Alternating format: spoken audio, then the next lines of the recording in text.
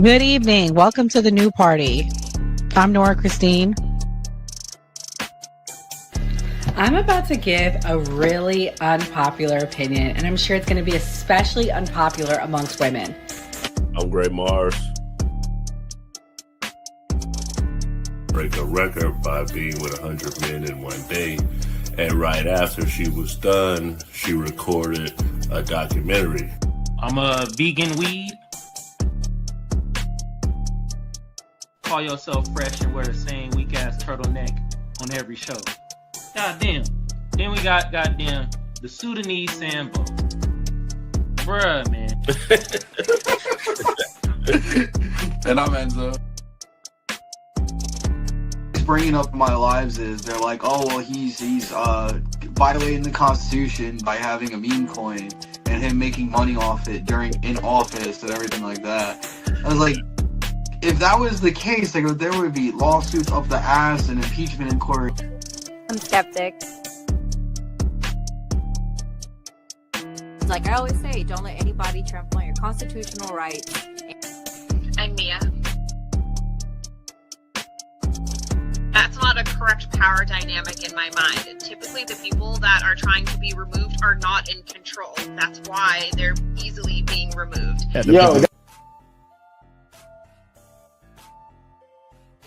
The government, states, they start putting these RICO acts on Diddy, all of these guys, and try to put it on these ongoing criminal organizations. I ain't never seen the government put a RICO act on the KKK. Switch happened. Come on, man. You gotta acknowledge this. This is the problem that I have with elders like you, because you fail to acknowledge that this stuff has happened. If we sit there and be old school, we gonna miss the boat. You know, a lot of this kids 19 years old buying houses with Bitcoin, buying Maserati. Wow.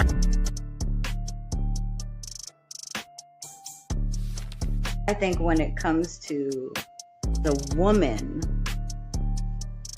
if a man takes charge and he shows that he's logical,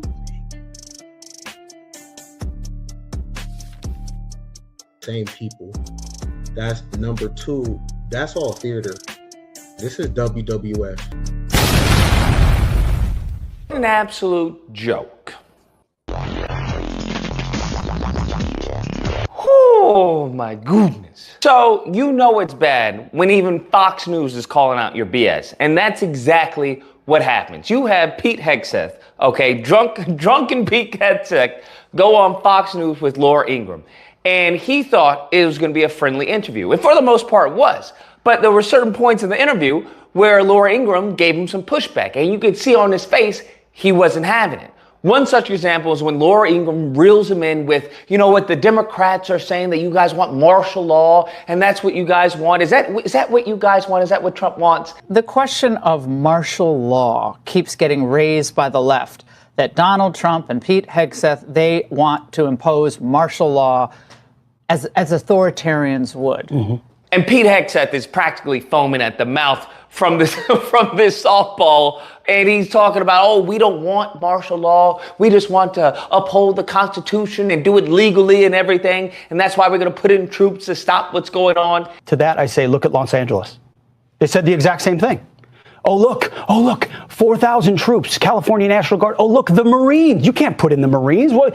The intentions of this president is to establish law and order using legal and lawful and constitutional means, which he completely has. And you know what? You know why they don't like him? He's got the guts to do it. Come on now, dog. And naturally, Laura Ingraham asked, well, how long is it going to take? Because that's usually what you're asked when you go into any type of mission. Anything that you do, right? You have an in date, you have an out date, right? Even with trading, even with any type of investing. So that's what she asked, a very simple question. You can see Pete Hegseth's face just changed. He's like, federal marshals. I'm going to bring in the park police. How long will we're that going to control them. All right, okay, it's going to be one of those interviews because it's a simple layup question. And you want to know what this fool responds with? I don't know. Federal marshals. I'm going to bring in the park police. How long will we're that going to control them. Who knows? How long? Do you understand how dumb you have to be to to completely fumble a layup question. You're telling me that you agree with putting troops, in U.S. territories and, in cities and everything, but you have no idea of when you're going to exit? I find that interesting because it's often similar to, it seems, to our military tactics, where it's like, hey, we're going to go in Afghanistan, we're going to go in Gaza, we're going in Pakistan, we're going all these places. Okay, so what's the exit strategy? Exit? We don't need no stinking exit. Who said anything about exit? I don't know. That's what it seems like their mindset is. That's what their mind is. They don't plan anything. It's just, we're just going to do off the rip. And that's what kills me when people say it's 60 chess. So naturally, as he's talking about, he doesn't know, we're just going to make sure that, things are fall and blah, blah, blah. She says, she stops him right there and says, well, it costs money. Right? Like, this isn't just an all expensive, paid trip, right? Especially from people who are constantly talking about, we've got to balance the budget. We got to balance the budget. We're trillions of dollars in debt. This fool is talking about, well, I don't know. We're going to stay there until we feel like it. And she brings them back to reality. Like, people are watching this. This costs money, right? So what's happening here? Who knows? How long? What is the? Well, it costs money, right? Sure, it does. It costs money, and the question is, are you there for a year? Are you there for 6 months? And when the troops pull out, what happens? So of course he goes, well, it's going to be conditional. Okay, it's going to be conditional. Conditional on what? Like, what are your metrics of exiting? Do you want, as far as law enforcement, are there certain areas that have to be under control? What does control look like? Do you want the crime rate to be a certain level in these areas? Like, what does any of this mean? Pull out, what happens? I would call this conditions based. I would say it's a situation where we're here to support law enforcement. He's just gun-ho about all of this. And this is how this administration is. They're just firing from the hip and be like, well, if it works, good. If it doesn't work, well, then we'll adjust. And it's like, that's how you destroy economies. Not even economies. That's how you destroy countries. There's no thought or reason with any of their actions. And Laura Ingraham, whether she knows it or not, just exposed that. Damn. Then it gets to the New York Times article where they allege, they have classified documents that says that Trump has put out a directive to go into Mexico because they're talking about the cartels. And Ingram brings this up. Yeah, saying Trump secretly signed a directive to go into Mexico. Also, and this dingleberry Hegseth confirms this, but then tries to backpedal. He says, well, that shouldn't have gotten out. Well, if, any type of information like that shouldn't be, reported on. That material like that, true or not, should never be released. Come on, man. And it's like, bruh. So what you're saying is that New York Times sources are accurate. That's essentially what he's saying. Because at first you want to say, well, I'm not going to report on New York Times. We're not going to, comment on that. But you just then did comment on it. And you let us know that their sources are accurate, that this reporting is accurate, that in fact he did say that. But the irony in all of this and the hypocrisy is that they're constantly talking about, if you're doing any type of trafficking, we're going to get you. If you're doing any type of child trafficking, we're going to stop you, okay? We are serious about stopping these cartels and yada, yada. And it's like, bruh. This is something we're not lying down anymore. If you're trafficking in drugs, you're trafficking in people, you're trafficking in violence that affect the American people, that's unacceptable, and the Defense Department's going to be a part of solving that. Disclaimer. The views and opinions expressed on this panel show are those of the individual speakers and do not necessarily reflect the views or positions of this channel, its affiliates, sponsors, or production team. This content is intended for informational and entertainment purposes only. Viewer discretion is advised. We encourage respectful dialogue and critical thinking around the topics discussed. Described him as one of the most dangerous men on the face of the earth.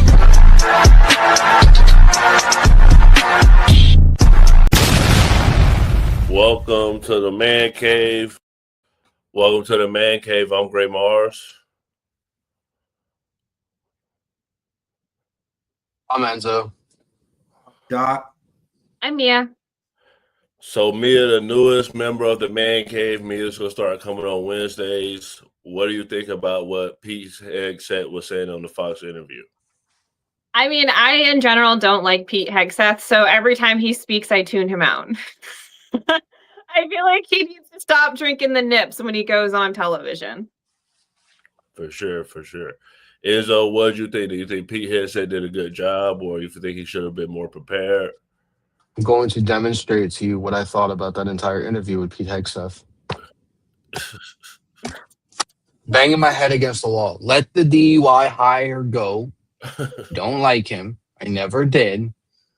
Biased when it comes to that position. We had Mad Dog, so nobody else is going to fill the shoes of Mad Dog. And he is worst. For sure. How about Pete? That's two Pete Hegseth clips. We had the lady on that was on with Pete Hegseth the other day. Doc, what you think about that? Do you think that Pete is good for the Department of Defense? I mean, he was in the National Guard, but I don't think he was active. I don't know if he's good for the Department of Defense. They shouldn't put him on interviews and set him out here to articulate himself, because that clearly can't be good for the Department of Defense. So, you know, even if he has a solid plan, he makes himself look bad when he gets out here and he's, you know, kind of answering those questions in the way he's answering and, you know, dancing around and looking like he's incompetent, to say the least. So that can't be good. So even if you have a solid plan, putting somebody incompetent in front of the camera makes it look like a bad plan. For sure, for sure. So somebody predicted that Trump was going to do this and it was going to spread to other cities.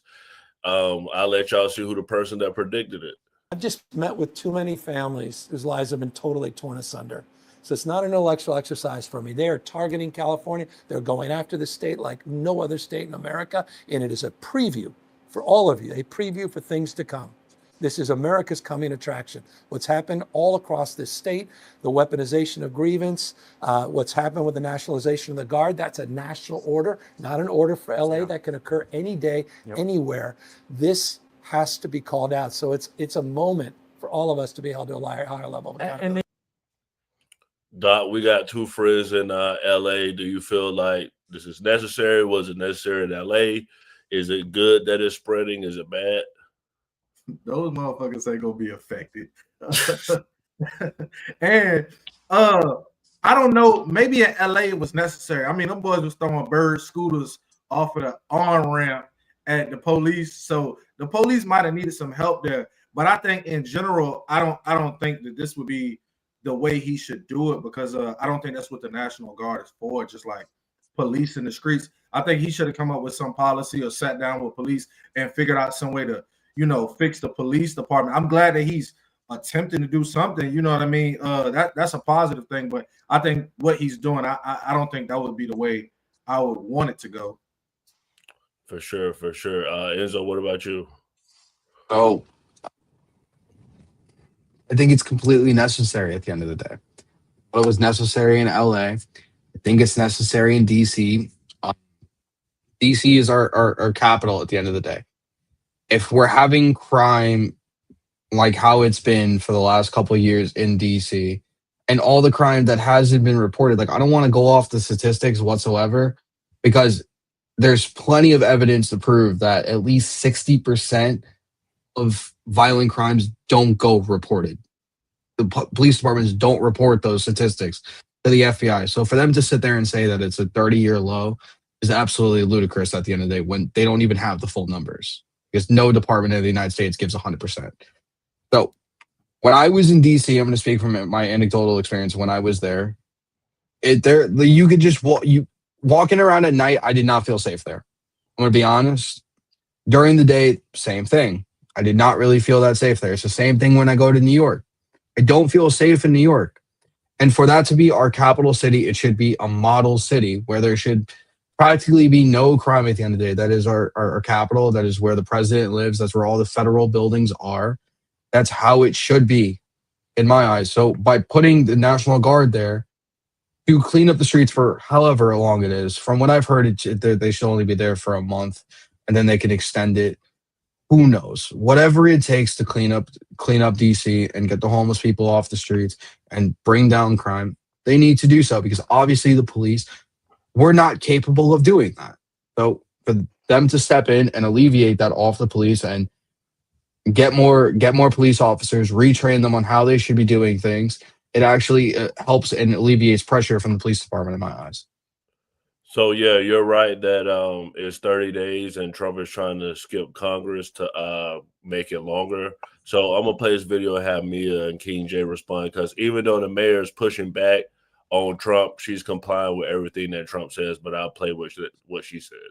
Also true that we experienced a crime spike post-COVID, but we worked quickly to put laws in place and tactics that got violent offenders off our streets and gave our police officers more tools, which is why we have seen a huge decrease in crime because of those efforts. We have been able to reverse that 2023 crime spike.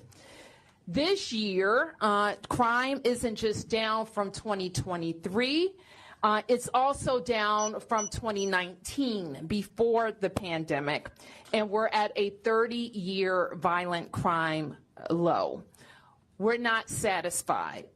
We haven't taken our foot off the gas, and we continue to look for ways to make our city safer. So Mia, the mayor comes out and says that, but like I said, she's complying with everything Trump says. Does it even matter that she's saying this? Like, is it an effect? I mean, it doesn't really matter. At the end of the day, DC is District of Columbia. It is its own entity, and legally, Congress has the right to do whatever they see fit in the confines of DC. DC is neither Maryland nor anything. It is 1,000%, 100% due to the clause in the Constitution, federally controlled by Congress. So it doesn't matter. She doesn't have a say. The council in DC doesn't have a say. Congress holds the key to the castle when it comes to DC. And unfortunately, Congress is conservative as of this point in time, and their initiatives are going to be completed. So I'm glad she's playing ball, because honestly, she would be stupid to fight back. Like I said, DC is unique in the United States that it's its own entity. Right? It's completely controlled by the feds. So it makes no sense for her to get bad publicity, to act a fool by calling the president out. She's just better off agreeing, because at the end of the day, her and the city council have no say. They don't actually control DC. They don't actually run anything, because they don't get the final say. I mean, there's a ton of clauses built into the actual literal Constitution that says Congress can actually expedite any disapproval for anything they do. So they're just basically puppets. At this point in time, they hold no real power in DC. King J, we haven't got your opinion on DC. What do you think about DC overall? I think what's going on down there is quite disgusting. Those people are still United States citizens. They should have some type of representation. There should not be one unilateral voice for an entire population that's almost bigger than an entire state. I will say, so far as her response, I like her response, because I think later on is going to allow us as Democrats to build a case on why DC needs to have its own statehood. As we can see, we have seen a president unilaterally take over the police department, which I think later on in a couple years is going to give the next representative or the next person that's in charge a reason to give statehood to DC, because I don't think that I don't know the population off the top of my head, but for one person such as the president to be able to just shut out almost 400, I think it's like 400,000 people's voices, is absolutely wrong and goes completely against democracy. Okay, so it seems to be like a lot of arguments about data with everything that everyone is saying. So I think that it'll be shocking with this clip, because Trump is actually right here with someone who goes against what Trump is actually saying is going on. Donald Trump's handpicked FBI director, Kash Patel, did something absolutely fascinating yesterday during Donald Trump's press conference. He kind of went rogue, and you can see Trump. He doesn't like it. Trump puts that pursed lips sort of expression on that he does when he doesn't like what's being said. The entire press conference was meant to tell us crime is so bad everywhere, thanks to Democrats who run cities and states, but especially in Washington, D.C. Crime is so bad that Trump is declaring an emergency, deploying federal troops, nationalizing DC law enforcement, bulldozing encampments of homeless people because crime is so bad. And Kash Patel gets up there and he actually goes, oh, the murder rate is coming down and it's coming down very quickly. Take a listen to this and you can see Kash is off message. Kash is making a great argument against his own boss. Our children, and the murder rates are plummeting. We are now able to report that the murder rate is on track to be the lowest in U.S. history, in modern recorded U.S. history, thanks to this team behind me and President Trump's priorities. Now, here's the problem. Here's the problem. And I get that he's saying it's thanks to Trump that this is going on. Kash Patel is correct.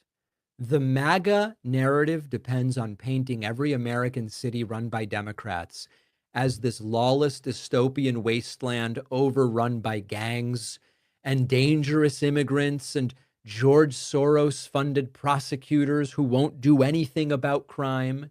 But the data paints a very different picture. And the data is a betrayal of the entire point of this press conference. And Trump does not like being contradicted. You see it on his face. It's one of the, this would be like if, Kim Jong-un's general walked in and said at a rally about how great the economy is, that the economy isn't doing so hot or something like that. Kash is going off script and he is completely making irrelevant the entire pretext, context, and environment in which Donald Trump says he needs to do all of these things. Now, the question, of course, is when does Kash Patel get the call to clarify his comments? And my assumption would be that that would be something like, although thanks to Donald Trump, the murder rate is down nationally, there are blue cities that are being run by lawless, crime-loving Democrats. And there's a real problem with crime, except we all know that it's the same statistics. In Trump world, you can either be loyal or you can tell the truth. But seemingly you can't do both. And Trump did not like what Kash Patel was saying, but it's the truth. Mia, why is there so much conspiracy around the data when math is the one thing in the world that's supposed to be absolute? So why with numbers and statistics is there so much conspiracy theories around the data? I mean, because individual cities and states change their reporting laws all the time, and they also pass their own legislation within themselves to reclassify things from felonies to misdemeanors and so on and so forth. So that kind of muddies up the data. But also, I mean, the data is taken from a human and input into a computer. And we all know humans lie, humans cheat, humans steal. And I mean, they've gone to jail. They've been literally in DC. They've been stripped of their job and they have admitted, including the police union, that they were changing the statistics, that they were making it better than what it actually was. I mean, you can Google this. This happened right in July, when they came out and there was prosecution and this person was fired. So, I mean, it's not a conspiracy per se. It's the fact that the data relies on humans and we all know everybody has a narrative. And to say that people are completely inherently honest is a lie, because we know we've all met people that aren't inherently honest. And if it serves a particular narrative that they feel strongly about, people will bend the truth. King J, do you feel like talking about crime is a fear tactic from Republicans? I mean, for centuries, Republicans have always painted themselves as the law and order party. But we know that's just another racist slogan for them, to saying that the black people are the problem. So far as like what's going on right now about them talking about the data, I think this is just another example of the Trump administration and his appointees and the people that he has placed in charge, incapability of being on the same page. We've seen this before where Trump says one thing and his appointee says one other thing, so we know that they're not on the same page, which I think points to a lot of disorganization and not a lot of communication within the administration, which is really embarrassing when we talk about being on the world stage. But I think this is just another way of them painting a narrative so that he can do what he want to do. That's just my opinion. Well, Doc, Kash Patel didn't say it was two Trump's policies. why this was happening. So does Trump deserve the credit? Because that's what I hear from people. Well, it's because of Trump that the crime is down. Hell no, Cash Patel know what I know. Left, right, conservative, any of that. You get up there and you say the wrong numbers, Trump will fire your ass. You know what I'm saying? Hey, Trump don't care what side you on. You get up here, he say 2 + 2 is 5. If you say it's 4, we gonna fire your ass. You know what I'm saying? Hey, Trump fire them boys left and right like they can't count. You know what I'm saying? Hey, I don't know. Hey, I don't know where them boys went to school at, but Trump do not give a damn. If he get up here, hey, if you gonna ride with him, you might as well be on the same page. Like I don't understand it because you just gonna get fired. So I just don't get it myself personally because I think like with deploying the National Guard, maybe some of that funds we could have stopped homelessness. Maybe with some of this foreign aid we giving out, we could have, you know, fixed homelessness in these big cities and stuff like that. But that's just my opinion. But if he get up there and say it's 5 and you say it's 4, your ass gonna be at the unemployment office. Well, Enzo, you know Trump. David Pacman was doing a lot of assumptions. Was Trump mad in that video, or was he completely wrong? I mean, Cash is going to say what the data is going to tell him.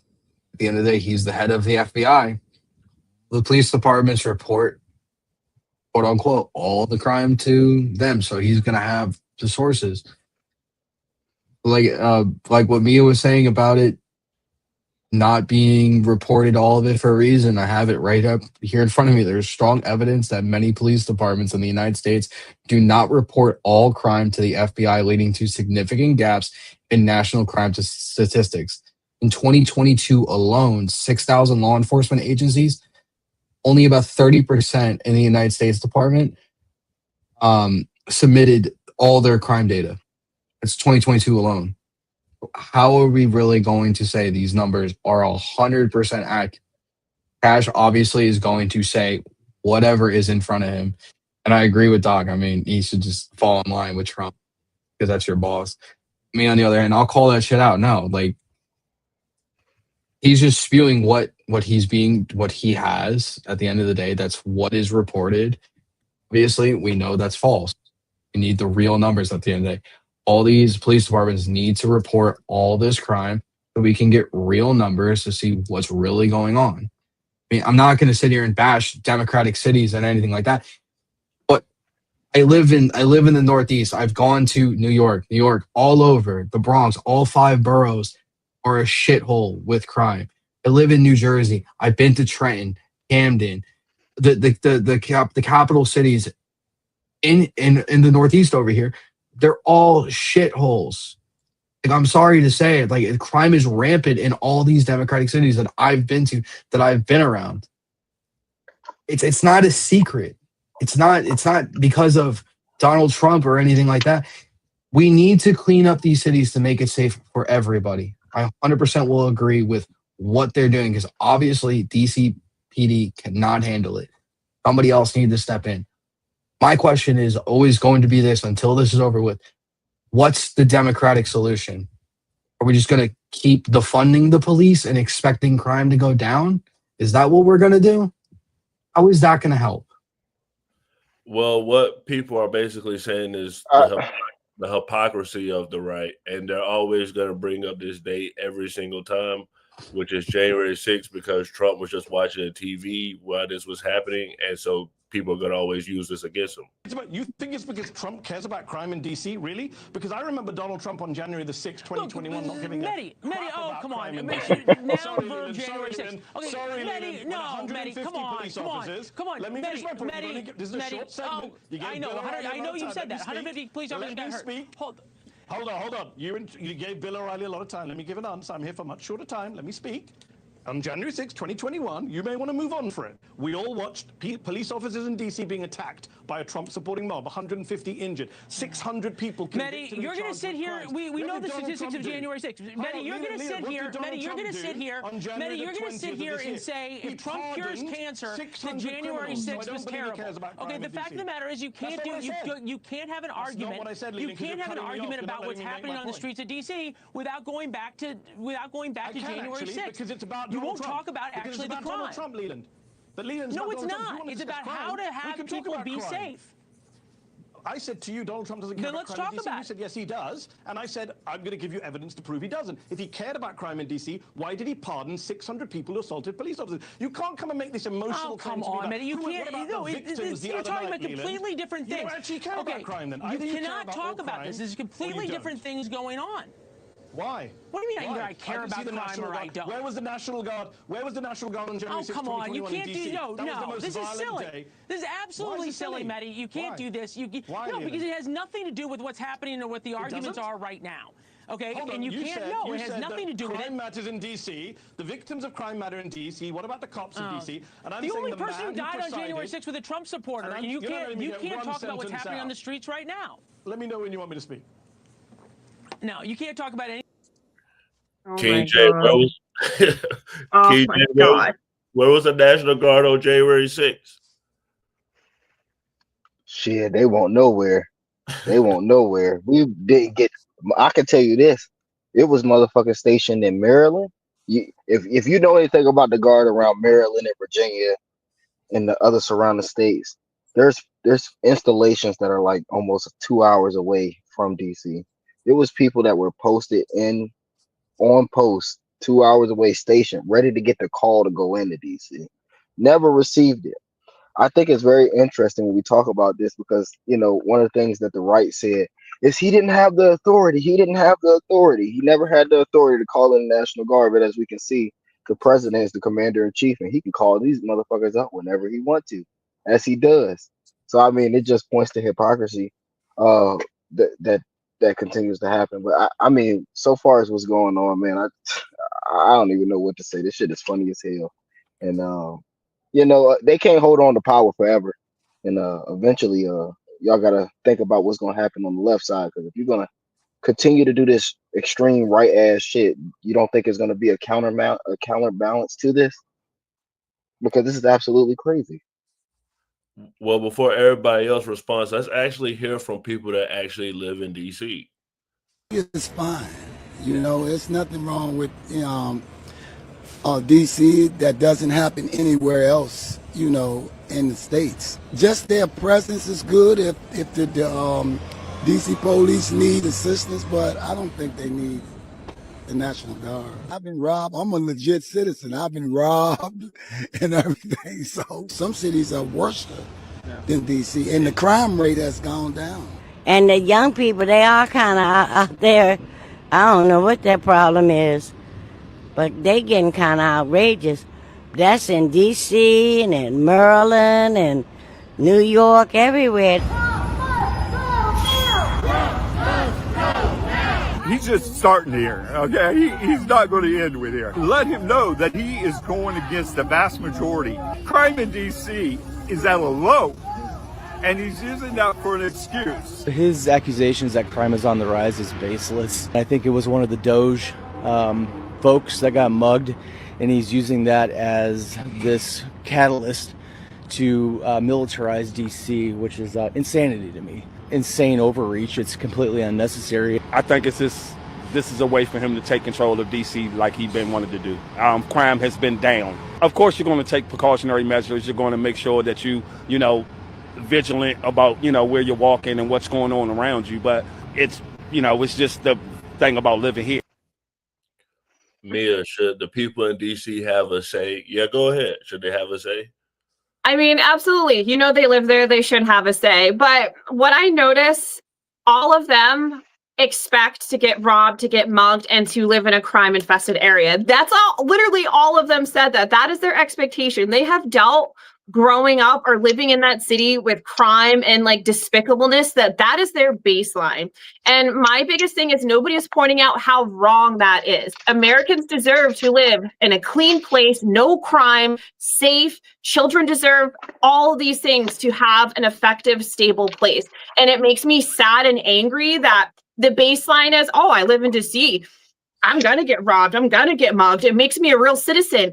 People don't understand how crazy that sounds. Like your expectation is crime. Like, and for me, that's crazy. But I pulled the numbers from the DC Metropolitan Police website. So as of August 12th, they've had 100 homicides, 2,914 car thefts, 533 assaults with deadly weapons, 7,025 thefts, 3,721 carjackings, 899 robberies. It doesn't say whether there's a deadly weapon. It just says robberies, and 442 burglaries. Does that sound safe? I get it. Does that sound safe? Does that sound like a place that you want your children to walk around in? Does that sound like a safe place? I don't agree with the National Guard, but I do agree with extra help. Because that does not sound safe to me. That is not a place where I want my son or daughter walking down the streets. And I don't think anybody else should want their children walking down that streets. We're talking thousands of crimes have happened, and we are barely halfway through August. That could have been 5 niggas. I know 5 niggas could have did them 840 robberies, them burglaries. But this is my question, though. We said it like it's out of hand. That could have been 5. You know what I'm saying? They ain't interview no YNs. That could have been a very small group of people is what I'm saying. You feel me? That could be a small, you know what I'm saying, subsection. That ain't the whole of DC. I think crime is, if you think DC is bad, I mean, you go somewhere, some places in the world, and you know, they'll rob you a lot fast. I think people just put the idea of crime in their head in the beginning because people go worst case scenario usually. I think we're desensitized to crime and we expect crime. And I think we need to get that out of our mindset is we shouldn't be desensitized to it and we shouldn't expect it. The expectation should be our streets should be clean. Our children should be able to freely roam wherever they like without crime. You should be able to park your car on the side of the street at any block and not have it carjacked or not die. I mean, that should be the expectation. And I feel like we need to reframe our mind. Well, I'm gonna say this. I don't think it's the cities. I don't think it's not the cities. Go into put the damn National Guard in these rural areas. They the ones committing all the crime. The ones living in the rural areas, falling asleep, standing up. They the ones that's committing all the damn crime. Sneaking in these children's bedrooms. It's not the cities. It's the rural areas. Everybody commits crime. So you're sitting here and telling me nobody in the city commits crime. I literally pulled it from the DC place. That's not what I'm saying. What I'm saying is we know statistically that predominantly black areas are policed at higher rates.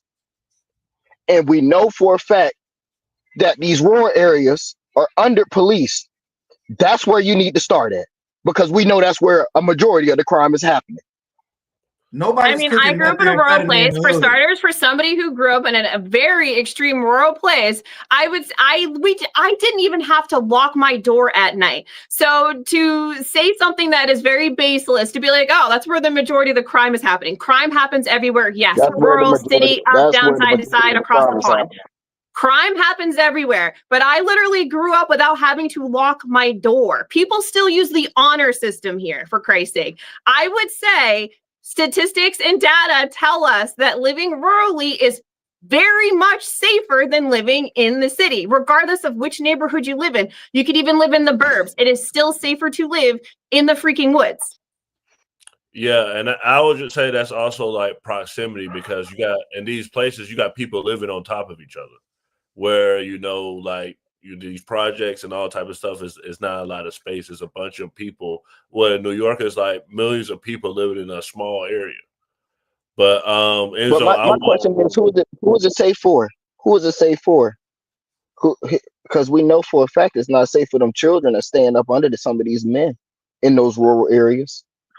And they're standing up under plenty of men in the city.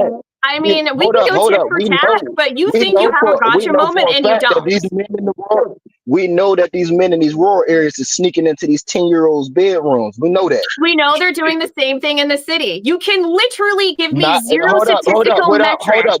But y'all are arguing that it's happening.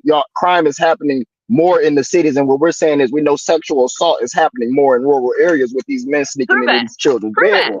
Give me the statistics from the FBI. Prove it. I'll wait. All right, while you find that, take back my opinion. The same FBI that y'all are sitting here telling us that is not reporting, not getting all of the right statistics. The State Department, give me a state. Give me a state. Any state. I'm just trying to make sure I'm getting all the information that you're giving me correctly. You're saying you want me to give you the numbers for FBI that y'all said y'all don't believe in the numbers that y'all are getting from them. You guys believe them, though, correct? Because the numbers are down. So my opinion's irrelevant. If you believe the statistics because they support your narrative, then you should be able to prove it. Okay, so Enzo, this was for you. Trump talked at the Kennedy Center today. So some people are saying Trump's losing it. As to host, I said, I'm the president of the United States. Are you fools asking me to do that? Sir, you'll get much higher ratings. I said, I don't care. I'm president of the United States. I won't do it. They said, please. And then Susie Wells said to me, sir, I'd like you to host. I said, okay, Susie, I'll do it. That's the power she's got. But I just, so I have agreed to host. Do you believe what I have to do? And I didn't want to do it, okay? They're going to say, he insisted. I did not insist. But I think it will be quite successful, actually. It's been a long time. I used to host the Apprentice finales, and we did rather well with that. So I think we're going to do very well because we have some great honorees, some really great ones. Since 1978, the Kennedy Center Honors have been among the most prestigious awards in the performing arts. I wanted one. I was never able to get one. This year, it's true, actually. I would have taken it if they would have called me. I waited and waited and waited, and I said, the hell with it. I'll become chairman. And I'll give myself an honor. Maybe I'm going to honor, next year we'll honor Trump, okay? So what people are saying is that Trump was slurring his words and that, you know, his age is catching up with him. Do you feel like Trump is getting old? Do you feel like he was slurring his words or they're exaggerating? Oh, after having Joe Biden as president, Donald Trump's going to be under a microscope. Every single little thing every time that he speaks, everyone's going to be looking for him. Was he slurring his words there? No. He was completely coherent. He spoke perfectly fine. I'm better than a lot of people that I've spoke to on my life. No, he was completely fine, and you guys are just going to look for a smoking gun and say, oh, his age is catching up to him. His age is catching up to him. He's 78 fucking years old, guys. He's not a superhero. He's not 20, 40, 30 years old, and he's going to speak perfectly every single time. So, like I said, with having Biden as the previous president who was compromised from day one, Donald Trump's going to be under a microscope all day long. It doesn't matter just the littlest, maybe just a lisp that he has. Oh my God, he's losing his mind. He's old. He's all over the place. He's got dementia. That's what this is going to be. There was nothing wrong in that clip. Okay, so before everybody else responds, Pete, the other Pete says that the reason for the Trump muted. Okay, oh, muted. Can y'all hear me? Can y'all hear me? Yeah, I can hear you. Oh, okay. Enzo, you can hear me? Enzo, something wrong with your thing. I'll put it in here. I'm gonna play the video and tell him. Oh, snap.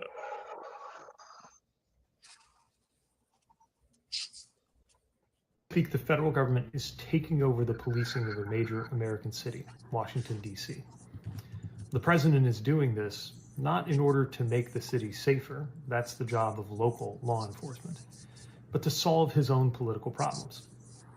He needs to get his base talking and thinking about something besides his refusal to open up the Epstein files because he's mixed up in them. And he wants the rest of the country focused on something, anything, besides the work that he has done and continues to do to kick millions of Americans off of their health insurance, to close down rural hospitals, and to undermine basic functions of our government in order to pay for tax cuts for the wealthiest. I hesitate to use a word like distraction, even though distraction is part of his goal, because it is a legitimately important thing that he is taking power in this way, and he has threatened to do it in other cities, maybe the community where you live, maybe the community where I live. So how are we supposed to handle this? We have to deal with both. We have to stand up to the dangerous, authoritarian actions that the president is taking, and keep a focus on the everyday impacts of his disastrous and unpopular economic policy and budget. We can and must do both. Doc, is this a distraction from the Epstein files? I don't know, man. Like I said, I wasn't a big proponent of the Epstein files. I think the problem is he said he'd do it, and he's usually someone who does the things he said he'd do. So when he came out and said he'd do it and he didn't do it, it was a bad look for him. In the last clip, I didn't think Trump was drunk, but I think Trump has been in front of the camera like more in the last 8 months than most presidents are in 4 years. So at some point he's gonna look like he's babbling and just using too many words because he's out there a lot, and I think that's something he might want to reel in because I don't think he's doing himself or his party any favors, because then you get guys like the defense dude who gets up here and doesn't know what he's saying. So no, I don't know if it's a distraction. I don't know. For sure. Mia, I know you're the conspiracy theorist. Behavior Bender said Glenn Maxwell cellmates have leaked that she bragged about having dirt on Trump. I saw this. I don't know if that's true. What do you think? I mean, absolutely. I mean, it wouldn't surprise me if Maxwell had all sorts of dirt on everybody. I mean, she knew everybody. I mean, her father co-owned the company that produced our history books going through school. So, I mean, I'm sure she knows a little bit of something about everybody. King J, you've been gone. So what's your whole thoughts on the Epstein files? I mean, he campaigned on releasing it, and now all of a sudden he doesn't want to release it. I will hold the Democrats to the fire for this. I think this goes to us being not too nice again and not wanting to play ball. Biden administration should have absolutely released that shit, just so we could have been ahead of the game, so we could have washed our hands with it. But for him to be campaigning on releasing it, he probably is hiding something. And that's my opinion about the Epstein case. And so far as him rambling or whatever the fuck he call himself doing, I mean, the dude's old. He old as fuck. Damn near getting ready to turn into dust before our eyes. As he ages, I do expect this. I mean, this is just something that comes with age. For sure. So I'm gonna lighten the mood a little bit. It's Revenge of the Snow Bunnies. Dr. Umar lost his money. He can no longer access his money in the bank.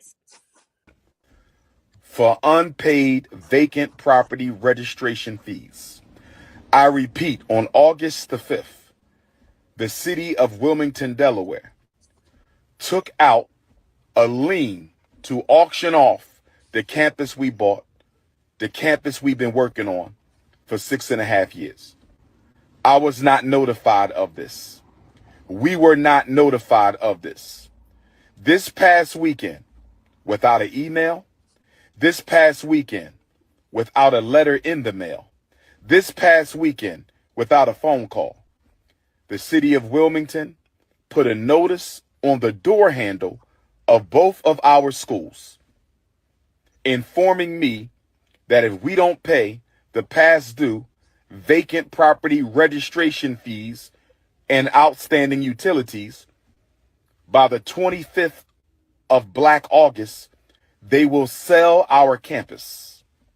Brothers and sisters, can I ask you a question?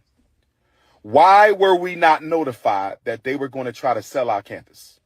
Brothers and sisters, why are they trying to sell our campus at the very moment that our accounts are frozen? Brothers and sisters, is it a coincidence? Is it a coincidence?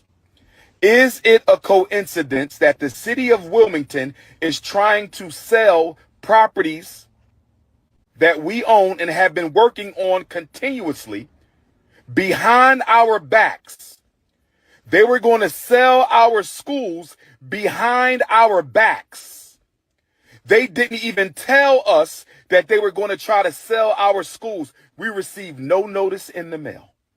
We received no notice by email. We received no phone calls at all that they were going to try to sell our schools. Instead, they put a notice on the door handle. Somebody stole one set of notifications and sent it to the YouTubian struggle streamers. Somebody stole the Frederick Douglass High School paperwork off the front door and sent it to the struggle streamers. But luckily for us, Sister Ra Ebony was able to get the paperwork off the Marcus Garvey School before the haters stole that paper. Mia, you happy Dr. Umar school got shut down?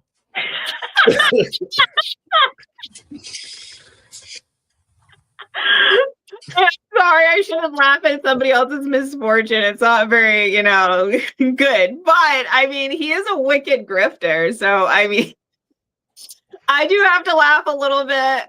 I mean, people, the state, the banks, they just can't, very rarely, under extremely limited circumstances, can they just go in and just take and sell. So there's a lot of things missing here. I mean, they were probably in foreclosure. There is a lot of things that aren't being said. So he's acting like they are just, everything's perfect. And then one day they just seized everything. And I have a feeling if we looked at the public records, that's probably not what the public records would tell us.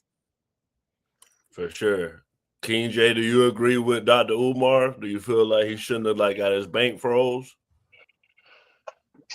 I don't know much about why his accounts was frozen. I'm gonna have to look into it. I don't agree with he was taking donate. I don't know if it's about this, but he was taking donations. They were saying that it wasn't going to the school. That's basically what. I don't know if that's why, but yeah. So he's just like the commander and grifter too. So they both doing it. They both doing it. Hey, when the black man do it, they taking shit. And when the black man do it, they taking shit. That's the problem. I mean, if that's the case, then I mean he got to deal with the shit that he dealt with. But I mean, we got multiple examples of the president doing the same thing. So I mean, shit, I'm not really gonna judge him on that. For sure. I got a clip for Doc and Enzo. And with this, Taylor Swift got the most viewed video within 24 hours. So I don't know how Trump won if Taylor Swift got this much power. I want y'all to see this video and tell me if this was worth getting the most views in 24 hours. I want to show you something. Okay. What do we got? We got a briefcase. Yep. Mint green with TS on it. Yep. What's in it? This is my brand new album, The Life of a Showgirl. TS12! Yeah. Enzo, you telling me the Swifties didn't vote? She got the most views in 24 hours of any video in history on that video. Her followers are like 12. They can't even vote. That's probably why she got every queen age girl watching her views or watching her videos and everything like that. I can't stand her. I can't stand her music. I don't understand why she's so relevant. I hated that she took over the NFL, and that's all you saw every 5 seconds was either her or a commercial about her. I'm here to watch football, okay? I don't want to be looking at Taylor Swift, who got the body, who got no body and resembles a piece of paper in my eyes. This is what y'all looking at? No. Stop. No. For sure. Doc, we used to call you Drizzy Drake, so I want you to respond to what Drake has been doing. Has lost his mind, bro. This dude just got Kendrick's kids involved in this lawsuit, bro. He wants all the information between Kendrick Lamar and Dave Free from 2019 till now, including the relationship with Kendrick Lamar's children, bro. Are you serious? And that's not even counting the fact that he wants to see Kendrick Lamar's entire contract after pretending he knew about the contract and push-ups. and he also wants to see content creator DMs. Like, what is going on here, bro? This dude been putting out single after single after single since the battle happened and cannot get anything to land. So what is he doing now? Crashing out. Trying to make sure that this experience is the worst thing that Kendrick Lamar has been through in his career. Trying to make sure that everybody is uncomfortable. All because he lost the battle. And y'all be on here crying when people get on Drake and when I get on Drake. But he doing shit like this. Y'all crazy, bro. Drizzy Drake. We used to take Doc to the club and tell the girls, "Hey, we're here with Drake and give us VIP." Not what you think about Drake bringing. They used to do that for real. It was not funny. I think that's just a screenshot. Somebody actually sent that to me before, and I mean, I could be asking for all type of paperwork, and it could just be for one line that I'm looking for. It doesn't necessarily have to be in pertaining to your kids. Like anything can be hidden somewhere in some paperwork over years, and I may just have to look for it. So I may just be requesting forms from, for years just so I can look for what I'm looking for. And if you get on here and you have the whole world saying me as a pedophile, I'm gonna try to drag you through the mud. You know what I'm saying? You got the whole world cutting the song off at the Super Bowl and everybody talking about A minor. I'm gonna drag you through the mud, bro. I don't care about no women and children. For sure. So this was a good show. King J, welcome back. What was your final thoughts? It's a good show. I'm just dipping my feet back in the water. I don't want to go too hard. But next Monday when I'm back on, I'll definitely be a little bit rougher than I am usually than I was tonight. But I appreciate y'all having me on. It was a good show tonight. Good warm up. For sure. Mia, the newest member of the Man Cave, but she's been on a new party, and Mia's been on the Man Cave a few times. What's your final thoughts? It was a great episode. Thank you for having me. I'm happy to have King back. It's nice to have a full cast, and I am excited for other crazy stuff to happen in the country so we have more content to talk about. For sure. Izzo, your final thoughts? So it was a good episode. When it comes down to what Trump is doing with DC, I want to hear the Democrats talk about January 6th. Like the worst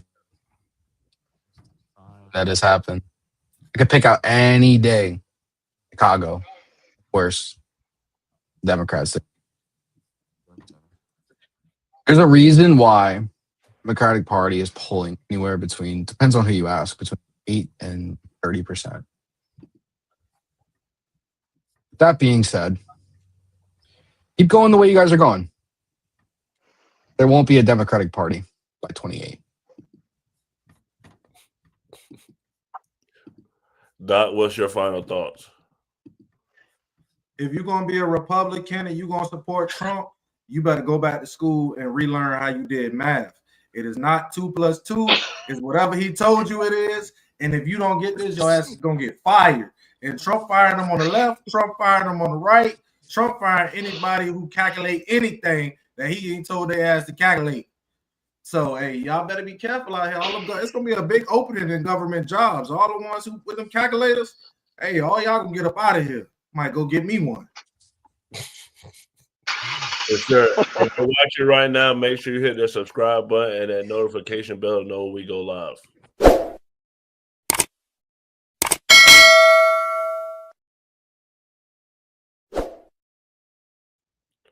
My final thoughts, great show. Shout out to the panel.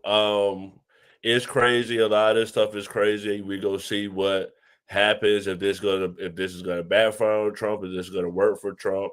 I mean, like, I'm glad that we can come on here and have conversations like that, and we're in a country where we can speak out and say, hey, this is going on, we don't agree with this, or we agree with this.